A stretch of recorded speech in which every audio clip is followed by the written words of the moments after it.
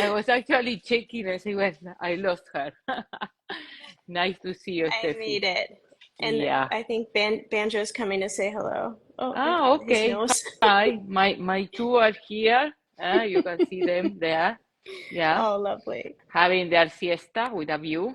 Uh-huh. Uh-huh. Yes. So a Thank you so pleasure, much for actually. inviting me. Yeah, I'm so happy you accepted it because I really wanted to have this conversation with you for a long time. Really, I've been following you through Instagram for many years. So sometimes I feel like I already know the people, even if we have I, never met yeah, in person. in some ways, I feel like we've practiced together many times. I enjoy all Yes. of your posts and presentations of the different poses. Yeah, it's kind of a fun aspect on Yeah, I social. kind of feel the same with you. Yeah, and with others, yes. But I really, and I was telling you, I admire your practice and your generosity when you are sharing all those tips that many times have helped me a lot to approach an asana or certain action that I still not have very clear. But anyway, for the ones that don't have the pleasure to know you, what can we know about you? Um, my name's Stephanie Tencer, and I'm based in Toronto, Canada. I'm a certified Iyengar Yoga teacher. I'm extremely passionate about yoga, and I have a small studio called Studio Po. Sometimes people ask me about the name PO, what is Studio Po? And I like to just point out that there are a lot of fun PO words like power, possibility, potential, pose, poetry. And at our studio and in my personal practice and in practice in general, we like to incorporate all of that I love it. on the mat. Love Yeah. it. Yeah, never thought about it, but I love it. Yeah. Mm. Yeah. Yeah. So yeah, that's basically who I am. Um, Okay. Stephanie, how did yoga came into your life? Okay, so yoga came into my life, I would say not, it wasn't like there was like a natural interest in yoga or even in physical kind of practices in general. I was quite ac academic, I guess, growing up, and I definitely gravitated a little bit more towards some artsy things as opposed to sports or anything like that, fitness stuff.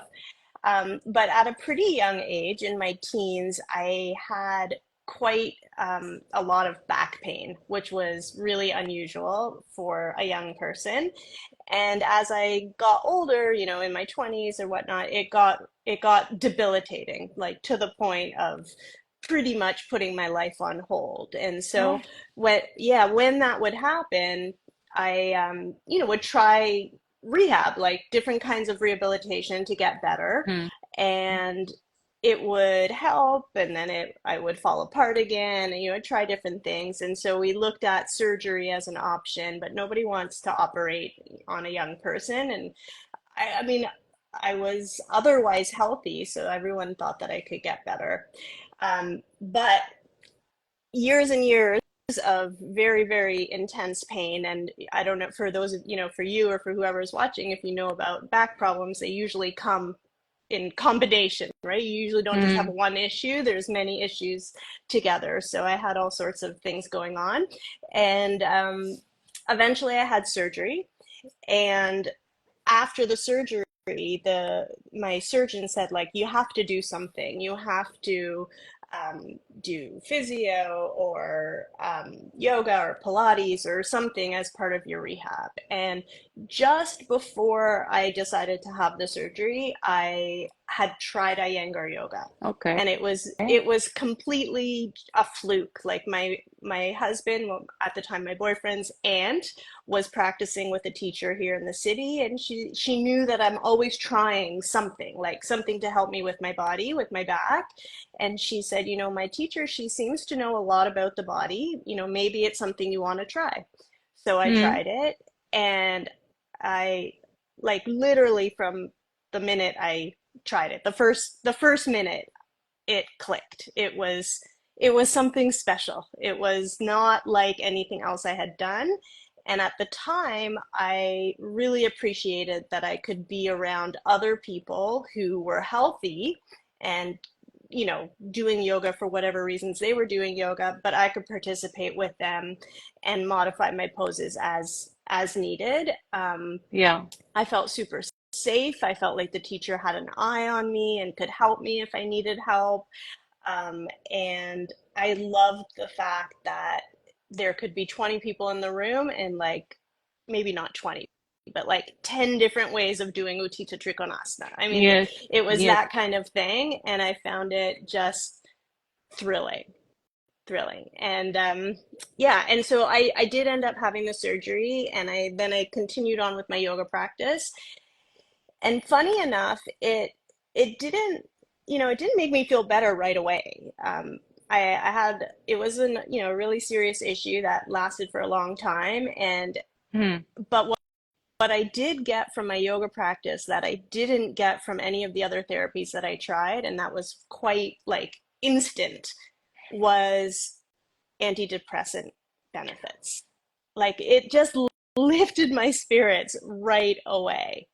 And so it made me want to keep doing it. And even though I wasn't seeing a reduction in pain right away, I really felt like I just kept pouring in the practices, like kept doing it, kept doing it, kept doing it. And then eventually I had put in, I guess, like enough work. This is how I sort of visualize it. I put in enough work that then the benefits really started coming, and then I started to feel better, and like it snowballed, and it kind of ever since, like I don't really feel like I've plateaued. I'm always still continuing to rebuild Hmm. my spine, my structure, my muscles, whatever, like get everything so that I don't have pain all the time. And yeah, when something is so transformative, I mean, I really feel like it gave me my life back.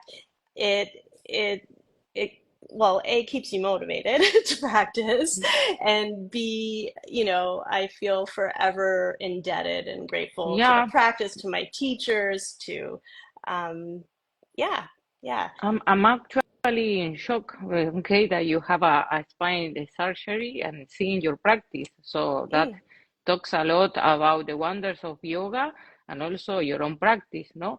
And I was wondering, you say that was like kind of antidepressant, okay, that you were feeling happy even if the pain wasn't going that fast and you take time to recover. What was about the practice that give you that scene of happiness, and mm. what was it? Um, that's an interesting question. You know, I think just, given my personality, like knowing my own personality, I think that there was something really empowering about the fact that I could modify the poses for me. Like even I guess it would be easy for somebody to be like, I don't want to modify, like to understand it as kind of a lesser than presentation. But to me, it felt so empowering. That I can do it. I can do it with my feet apart. I can do it with a belt on. I can do it with a chair. And it kind of gave me power back. Like I didn't feel Yeah, so, I was empowered. The yoga empowered me, and essentially it gave me hope. It gave me hope. And at that time, I mean, I say with gratitude that that period of my life is seeming more and more far, further away, but it leaves its impact. And I do remember, like, at that time, you just, when you go to bed in pain, you wake up in pain, you go to bed in pain, you wake up in pain. There is the despair, and you're young, and you're like, what is my future? All these things that just come up. And so to have something that I could turn to that gave me um, a semblance of power. I really think that's what it is, of self control, feeling empowered. And then on top of that, and this is what, feeds me a little bit more now, is I think like some of the physiological benefits. I mean, going into Ardha Halasana eventually, or Chair Sarvangasana, hanging shirshasana. I mean, some of these asanas where the yoga does you, like, you don't have to do Mm, much. And then you get the benefits of it. It quiets your mind, it uplifts your spirit, whatever it is. Um, I really, like I said before, I hadn't done a lot of physical type practices, aside from rehabbing my back. And so I just, like, I kind of didn't know the joy of what was possible from moving your body and kind of those kinds of effects. yes, yes, yes. And I was thinking on possibilities, no? That actually something that may make you happy when you are going through a struggle like that, no? It is that the practice open a world of possibilities. Yeah. Okay, everything is possible. Okay, you still have to do the work. You still have to go through the pain, through the learning process. Uh, be patient and just have faith, but the possibilities, that's and also be humble, that I say, okay, this is my path, and at the end everything is a present. Yeah. It's a gift from the universe, even if we think that it is not, that it is actually we are being cursed, and it's not, because brought you into yoga. And actually, what later inspired you to become a yoga teacher?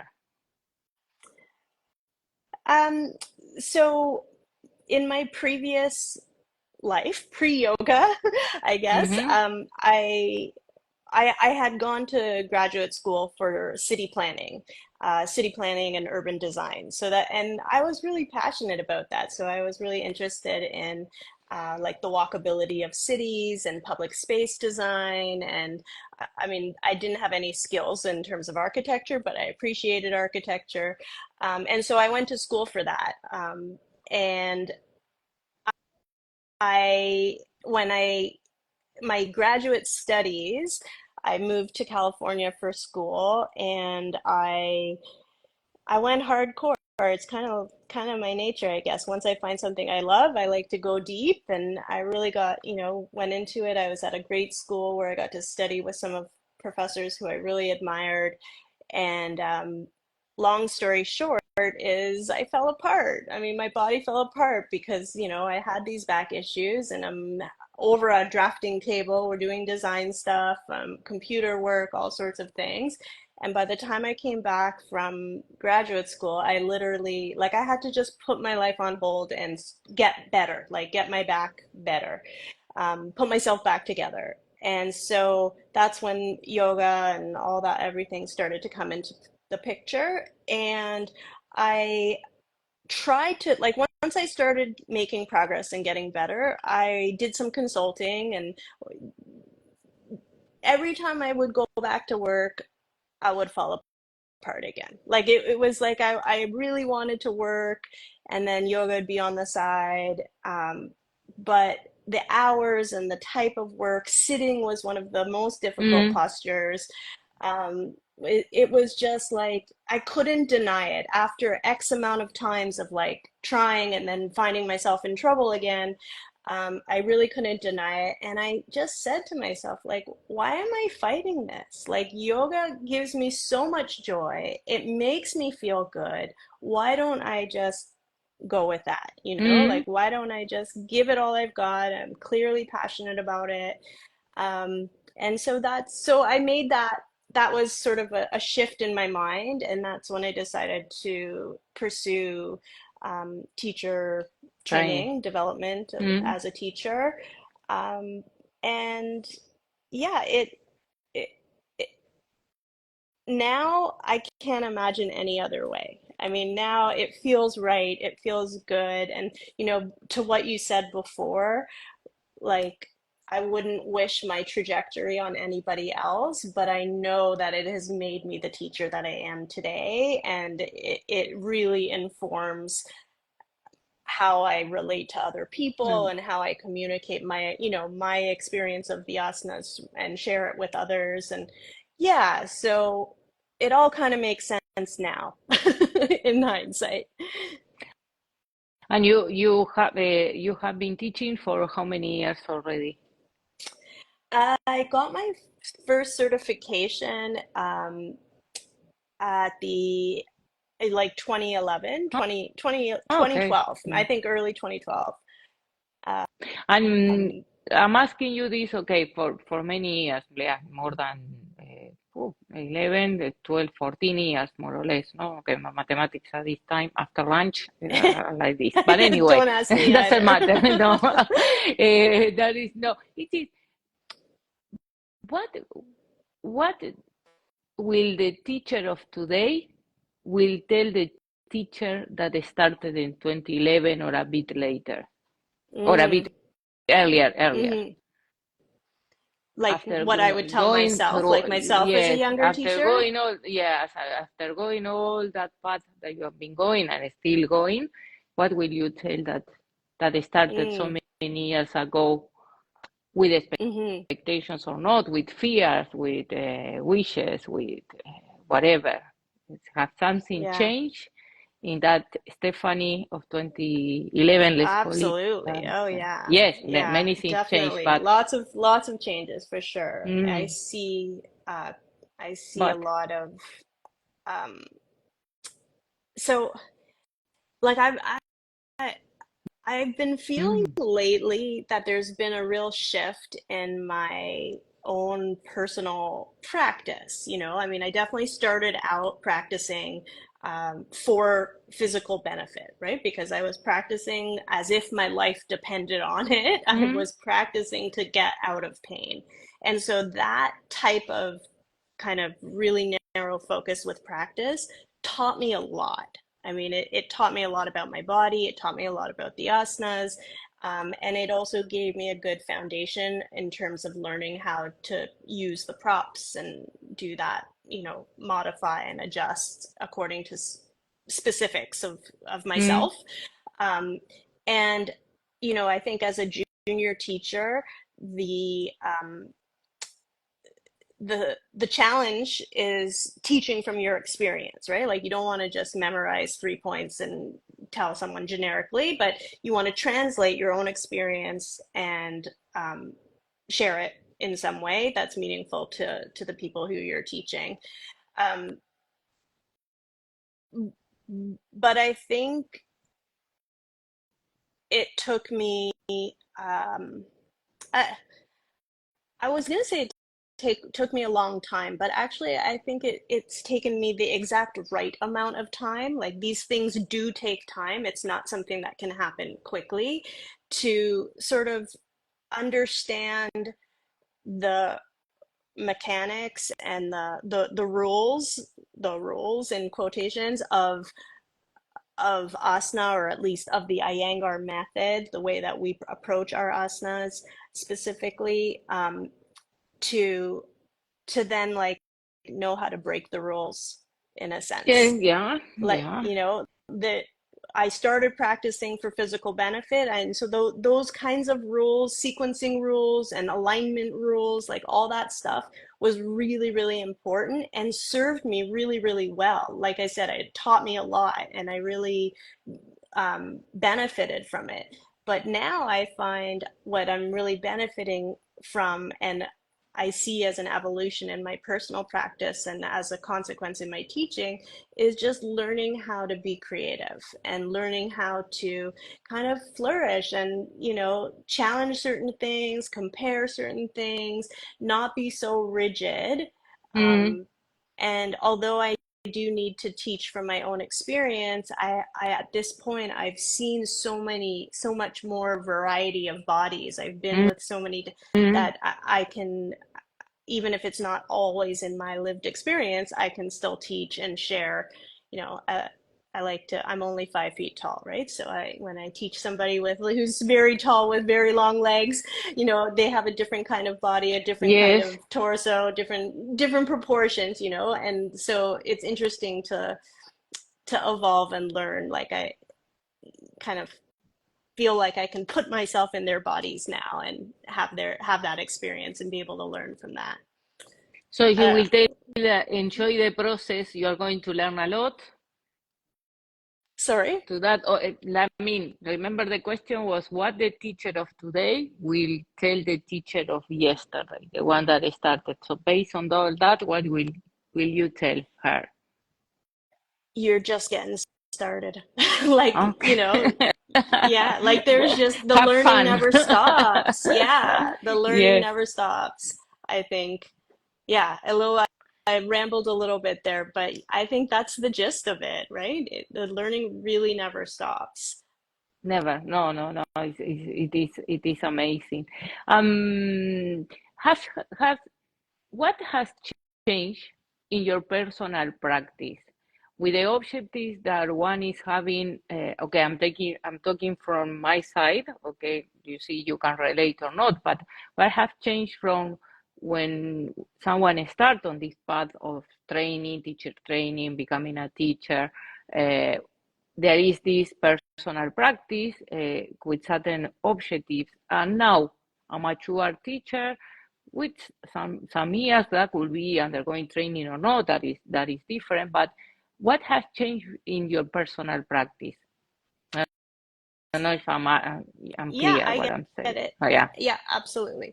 Um, I think there's a distinction between, you know, practicing to do the poses and learn how to do the poses well. So, there's always some fun asanas that, at the beginning I really wanted to do headstand, and headstand was hard. Shirshasana was difficult. So I would practice to do those poses, right? Want to be able to lift up into full arm balance or lift up into Urdhva Dhanurasana. So what I would kind of think about, okay, well, what do I need to practice to get better at those particular poses? And I would want to have a practice that looked clean, that looked strong and like I'm doing the poses well. And now, I don't know. I think like sometimes I feel like if I'm in a room practicing with colleagues or something, if I let my self-consciousness, if I get self-conscious in front of other people, because I think I practice messy. Now I practice messy. I practice messy on purpose because I practice the things I'm not good at. And Yeah. because I practice and I try to figure things out. So I do things Mm, wrong so that I can understand how they're better and, that kind of thing. And it's not just, oh, look at this beautiful asana. It's much more, and this is, I would say, the biggest surprise about falling in love with yoga in general is that mm. event very quickly I learned, okay, I can get like emotional benefits from it, I can get physical benefits from it, but I did not understand the level of satisfaction that the practice would give me in like a creative artistic way. Like it satisfies me creatively, the problem solving, the looking at one asana from five different perspectives and doing it this way, doing it that way. There's just something so beautiful about that. And that nowadays really fuels me. That much more fuels me. And then the teaching kind of gets in there too, because Yeah. the same way I look at the different asanas, I mean, the same asana from different perspective, I'll think about, okay, well, how can I help this student with this type of body benefit in this asana? And what would I do differently, if somebody has a shoulder condition and I need to help them, or, that sort of thing. And yeah, yeah, No, but it's nice. I really relate with what you are sharing. I was thinking while you were sharing the practice room in Pune. Okay, because what happened is when we share through this media or whatever media, we actually select what we are sharing. yeah. No, in that case, you say, okay, this portion of the practice or this one or that one, okay, and usually we don't show the messy part unless we laugh at it and then say, okay, I fall. I make okay, and you want to have fun, but okay, also that takes some years and some ego away. But I Mm-hmm. remember when I was going the first time to Pune, and you have that 3 hours to go to the practice room, and when there is people from everywhere, and also me, I was feeling like kind of now everybody will see me really what I'm doing, how I'm doing, and I Mm-hmm. was Mm-hmm. actually. going for perfection until done, and I wasn't enjoying. So I was like kind of practicing there, uh, trying to be as perfect as I can imagine I can be, and then I was going back to my room and really practicing there, Right. free. Again, Yeah. okay, now here I can or what, and and that gave me time to reflect, and I say, actually, is this really, because actually it's one doing it to oneself, that's of asking for perfection or trying to be perfect. So that I like about what you share about the practice. How was for you the experience on the practice room in Pune? Um, Similar. I mean, some of Yeah, those things come up, but in general, it is my favorite thing about going to the institute. I mean, to have that dedicated practice time and mm, like a nice long chunk. People come from all over and really just practice, and you get to see all these amazing things that are getting done. And it's human nature. There's always but I think that there's the yoga in that too. Like I don't want that to take over, so it's a exactly. practice to like settle the internal dialogue a little bit. And yeah, I want to we should normalize messy practice, right? Messy practice is the way to go. Um, yeah. But it's the way that we are learning, because from the, I don't like to call them mistakes, because for me they're not mistakes, it's part of the learning process. Hmm. But yes, we are messy, we are not perfect, and we are still working it, and we should feel free. But it's ourselves allowing ourselves, because not like someone is imposing on us, but they say, okay, this is me, and this where I am with my practice. I'm still growing, Yeah. and thanks to that growing and that experience and that thing of being free to experience, to fail, to try again, then you enrich the way that okay, enrich, you say, because Yeah. sometimes I come up with words that they don't exist in You're English, good. but okay, it is become more tasty, the teaching experience, because Absolutely. you have been there from all the angles, and you have fallen, you have tried, you have this on that, then you have more than the intellect or what someone else say about the certain action or the certain way of doing exactly something. It is, no, I have tried many different ways, and the creative one. So actually me too, I'm having a lot of fun, and and I'm really enjoying it, and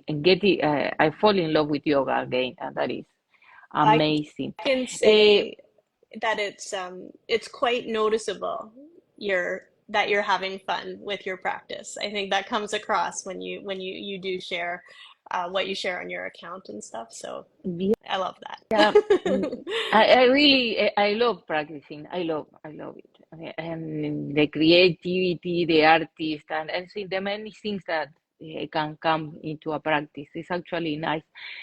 How often do you have a regular personal practice? Is something like washing your teeth? I really need to get into my room or whatever space you have and do my practice. How you settle your practice? Okay, tell us how you do it. Mm. Well, I mean, at this stage, I feel I'm in some ways very fortunate because yoga is my life, right? I mean, everything I'm doing is about yoga in terms of work, and so a lot of my days are dedicated to, I mean, we do have the business side of running the studio and then Mm, also the practice, and I have some other teachers who teach at the studio as well, so we have some community type uh, learning that we do together. Um, but because of that, I'm not as structured of my like there was a time in my life where I had to like make sure at this time I'm going to do a practice, blah, blah, blah. For me, I practice probably 5 times a week. I'd say probably 5 times a week. But it always just fits in. I mean, I prefer to practice in the morning. mm. Sometimes it'll be a little later in the day. I usually do at least one practice a week that is still geared towards my back. So Ah, okay. sometimes I get like lower back pain, and then I also have a scoliosis. And so those two practices, um, they're slightly different in how I would approach those practices, but I usually do at least one a week that will target some of those issues. And then otherwise, I do I like to think about my favorite is to use the practice to feel a certain way. Like, Mm, can I turn to my practice um, as a toolbox, kind of? I'm feeling anxious, I'm stressed, I want to feel calmer. What am I going to practice? Or I'm feeling a little bit dull and I mm, want to pep myself up. What am I going to practice? So I'll approach the mat like that. And then a lot of other times it's that real messy practice that I that I was mentioning where it's like I just want to figure something out. I just want to explore it. Sometimes I take inspiration from one of my students. I see, okay, this student is really struggling with her forward bending. I'm just gonna like play on my mm, mat and figure things mm. out and like see where it takes me. And yeah, and then there's a couple of poses that are a little bit out of reach that I still, goal oriented. I do have fun with some arm balances, and I try to like those ones make me feel young again and go with that. I So love arm balances. Yeah, yeah, yeah. I was that. But it is nice, yes, when we use our personal practice to work on ourselves.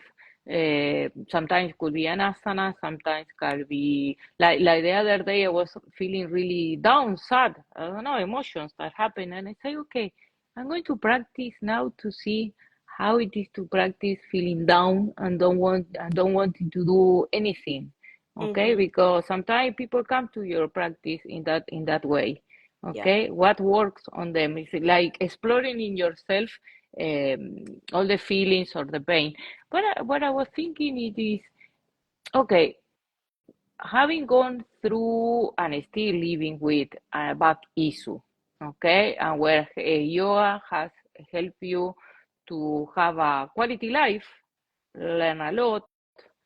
Uh, what will you say were the asanas or practices that brought you more awareness about your back, your postural habits, or emotions that actually impacting your back, and through the yoga practice, you are able to to settle or to balance. I don't know if I help you with the healing or easing the pain or uh, I Mm-hmm. was Mm-hmm. clear or I I see. think so. Okay, I think so. great. So I would say starting out, the fundamentals of Tadasana, like leg, how to use the feet, Mm-hmm. knowing how to use the feet, how to spread the toes, and how to access the leg. So thighs, knees, lower leg, the fact that the upper leg can move differently than the lower leg, Mm-hmm. really understanding the standing poses. I mean, this was just intro to Iyengar Yoga. I mean, it was the stuff that we did at the beginning, but that work was transformative for my back. I mean, learning how to use my legs was major, major. So I would say for the first number of years, the standing poses really contributed a lot to stabilizing the base of my spine, right? So legs into the hip socket, that sort of thing. Trikonasana, crossover with a crossed over stance, um, or yeah, the external Virabhadrasana too, kind of exaggerated also with the crossed over stance. That type of deep hip access. So that stuff, the standing poses, I would say was phase one. That really made an impact. And then in terms of the scoliosis, that I sort of think of, like I said, sort of like two not related but separate issues. And so standing poses and strong leg work is one aspect. And then on the scoliosis side, anything with traction, like Mm-hmm. Adho Mukha Svanasana feels so good. Anything that I can get that elongation, even twisting, the lift and turning and understanding kind of the differences right side and left. The scoliosis really, because it's so it inside, to me it feels so obvious the differences right and left. it really taught me a lot. Like it taught me how to be, it sort of forced me to be sensitive Yes, probably sooner than I would have been otherwise, right? Because it gave me that feedback. Um, so yeah, Admukha Svanasana, anything with length like Admukha Virasana, reaching forward, Chair Bharadvajasana, Uttita Marichiasana. Um, and I do love full arm balance and Shirshasana. Like Sarvangasana was always really, really hard on my back, but once I had the strength to go up for headstand, I love it. And that one gave me the mental benefits. Like there's absolutely nothing that compares. I know not everyone can relate to this, but I would go up for 10 minutes in headstand. It like it's a boon for my day. I come down, there's no other feeling like it. It just I changes know. my mental state right away. I Um, know, I know. And yeah. finally, I'm getting it in Sarvangasana because for me, I was having like an affair, I say, with Shirshasana. It was like, Hmm. no. And Sarvangasana, Yeah, and now same. I'm actually getting in love with it. I have a very good friend that she used to tell me that she could fall asleep in Sarvangasana. I Mm, look at her and say, "You are crazy. yeah, There is yeah. no way I'm ever going to feel that." And okay, I'm not getting asleep. Okay, I'm not that comfortable, but I like it. But you get And, it. and Yeah. and it is a process. So tell me, Stephanie, going back to you, which are the asanas that challenge it more your back, where you really have to be aware and you know when you are going in a car and the road is sleepy and you really have to drive. Okay, you will continue with the drive, but you know that you have to be extra careful. Which are the asanas Mm. that take you into that? For me, back bends were the ones that were most difficult. Forward bending always came relatively easily, like naturally. Yeah, I know I have certain areas of stiffness, but for the most part, I'm relatively flexible. And forward bending never bothered my back, but going backwards did.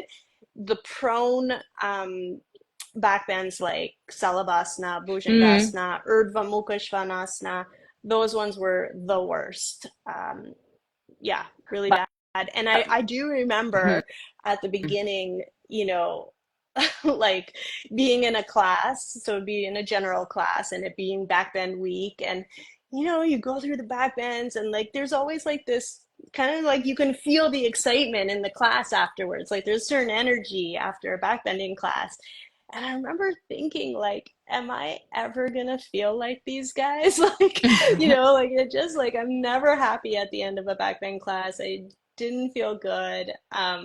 And sure enough, like I do. I love like now I still have to be careful. There's certain asanas I have to be careful. I know how to work, but I get it. Like it's kind of like a little bit what you're saying, I think, with Sarvangasana. Like you have a taste of it. You know the fruit that's there. And same with backbending. So now I feel like backbending is the kind of like the next frontier. It's like that next layer of the onion that I can peel off in my personal practice. I think it has a lot to offer me, and I'm now kind of at a place where it makes sense. I'm healthy enough to like go in there and try things and see where it can take me. So, And um, for the yeah. practice of back bends, okay, I was going to actually ask you about which is your seat belt, and in which action is the seat belt to protect your back while you are into practicing back bends. May I explain myself? Mm, Yeah. Mm. yeah. I think it might change depending on the asana. I mean, there's definitely like accessing that sort of middle buttock area, like the Mm. the thighs going back, the buttock going forward. That's challenging for me to access in the backbending poses, and so I do focus quite a lot on that and trying to open up the front of my groin area, stretch the front of the quad, so that all that I think is related. Um, I used to I used to really put a lot of emphasis on the turning the legs, like turning the toes in, a little bit, Uh-huh. toes in, heels out. Yes. Because when I first started, um, and I learned that just standing in Tadasana, turn your toes in, I was like, it blew my mind. I was like, oh my God, like standing at the subway, at the bus stop, at the grocery store, turn the toes in, heels out would give me such relief. It just created space in my lower back. And it was huge. It was really huge. But interestingly, like what works at one point doesn't, is not your you change, and your embodied experience also changes. And so now, as I'm more, I don't know, it's more refined, my practice now, as opposed to how it was 15 years ago. Now I'm understanding, like, I need to give myself space in some of these poses. So when I finally had a teacher that said, why are you keeping your knees, like, why are you turning your thighs so far in Urdhva Dhanurasana? Like, let the knees go out a little bit. Again, blew my mind, like I could have freedom and I could lift and I could, so to have that, and this kind of goes back to what I said about knowing the rules, breaking the Yes. rules. Like, we have to Exactly. understand our structure. What works for Yes. one may not work for For others, and others. there's, Yes. yeah, there's limits. So that's been an area of growth. Like, and with scoliosis too, you have to understand, like, where are you compressed and where can you provide space. So um, vertical space, horizontal space, all these kinds of things. So Great. And yeah, now you yeah. see that in our method, okay, the method that we practice and share, props and adjustments are could be considered like the treasures also, some of the treasures Yeah, are these. tools of the How are you? trade. Yes. How are you feeling and going through or living with an issue of your in your back? How you feel about props and adjustment, props and no adjustment, adjustment and no props? How are you and your experience with it? Adjustment, is that what you're saying? Props and adjusting, like with hands? With hands or verbally, okay, even when we adjust, what you Hmm. prefer, the manual adjustments or the verbal ones or both of them, Yeah, which one help you yeah, better understand, integrate, move deeper? yeah. um, I think as teachers and practitioners, we have everything you just mentioned. We have those tools at our disposal, and they're super powerful and can be really, really helpful and transformative.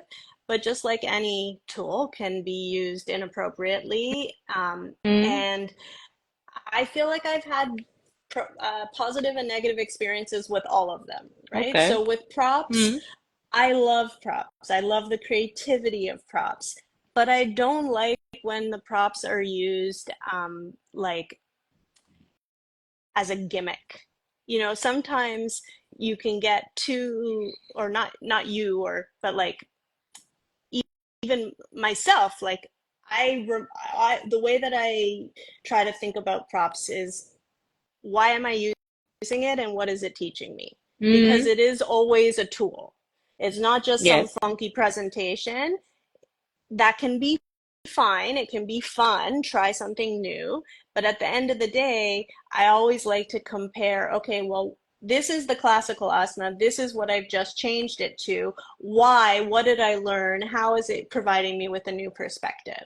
So it's not gimmicky. And even like with teaching, and if I'm working with some of the newer teachers, anytime you insert a prop, you need to know why. Reference the prop and understand why, and make sure that that's conveyed. And I think if you use that as an underlying principle, then um, there's just so much integrity to the use of props. And then with um, adjusting is interesting, because I have definitely had some of my most memorable, favorite, moments in practice when I've been with a teacher who I trust, who's helped me into a pose, and or a yoga friend, even, practicing with a friend and we help each other. Um, but I have noticed over the years, and I have wondered if it is because I generally, I'm coming to the practice with a vulnerability, Mm, but people, the tendency, people can be really aggressive with their hands. Like it, I don't enjoy when someone's like yanking you into position, or you mm, never know. I mean, I present as a healthy, strong person, so I'm not going to go to a class and announce all my problems. But I also, like, there's an expectation that you're not going to come around and like twist me into two. Like, so there needs to be there's some interesting but I I don't getting, know, yeah, politics, it's trust, yeah, like protocols that need to sensibility, be in place. and Yeah, sensibility, sensitivity, sensibilities, yeah. sensitivity is, yeah, in the way that you approach the person that you're going to adjust, definitely, especially if you don't know that person. Yeah. Okay. Yeah. Like, yeah, my personal experience, I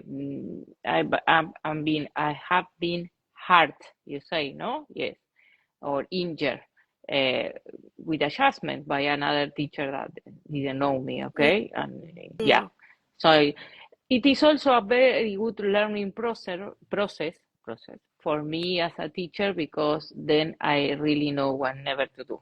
Okay, yeah. yes, how Yeah. never to touch someone, or but because adjustments, properly done, manual, it actually can help you a lot Yeah. in the I understanding and agree. the integration of the action and the benefit of the asana. And yes, but it's not just touching for touching, or touching if you are not sure of what you are doing. Okay, you Yeah. have to, you also listen with your hands, feel Yeah. with your hands the energy to where the person can go or not. Even we can sometimes I do no, but it is even the way that you are doing this, Hmm. has to have certain touch.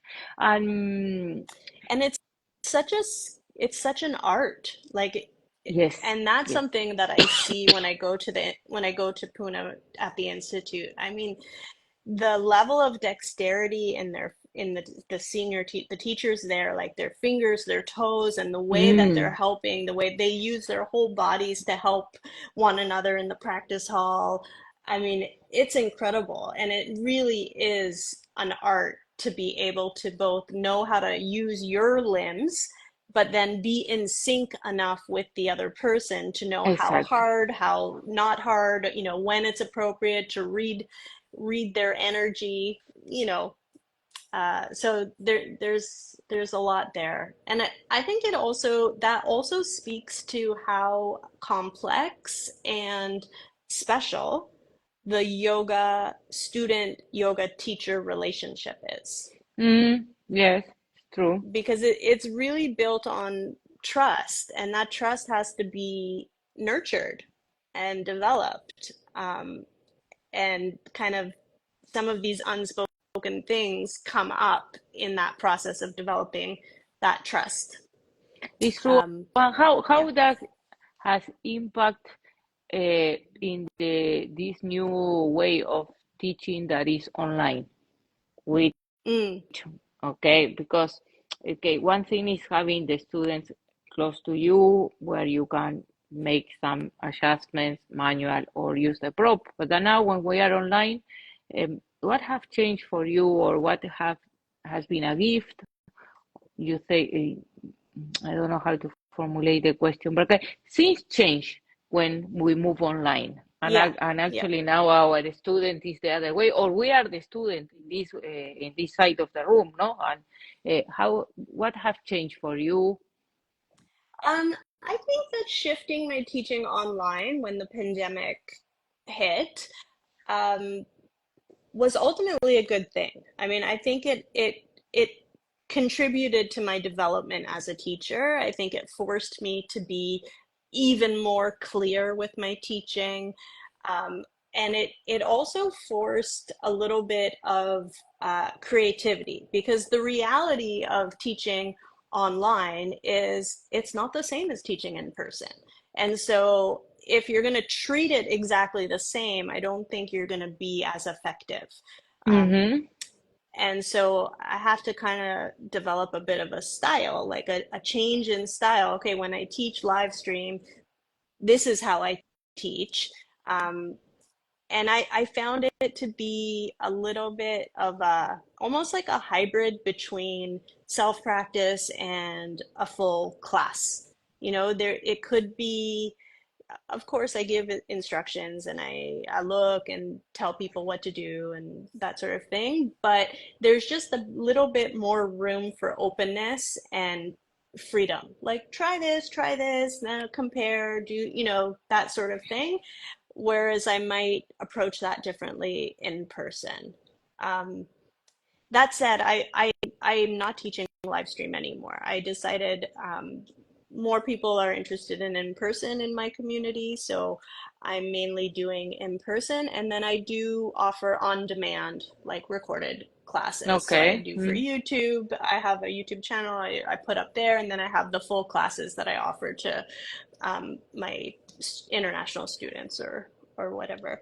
Um, and that's also like a whole other format. Like teaching to somebody when there's nobody there is a very different experience than teaching Yes. to And a mm, but okay, you record the classes, but what is your focus? Because you are not seeing the practice of the person that is practicing with your video, yeah, and you're not yeah, seeing the progress. So right. it changed a It lot. changes. Like for me, I don't like when people ask me for recorded classes. I don't.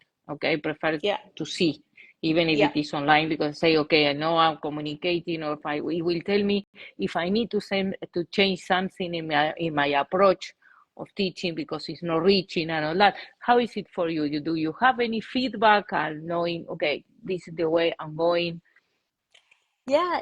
It's the it's a little, it's throwing it onto the student as far as responsibility. And so they have to be accountable. They have to be accountable Hmm. for making good decisions for themselves on the mat. Obviously, I can't be aware of every single person who's going to watch the recording or watch the YouTube video for that matter.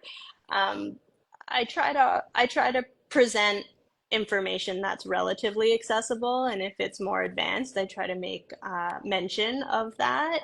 Um, but we have to trust that people are they make good decisions. I mean, it's solid teaching, and they have to decide whether they're at that appropriate at that stage. Yeah, yeah. I mean, I think like doing a home practice is so challenging for people that the recorded classes can give people this like in between step. Like at least they're not being spoon fed every single thing.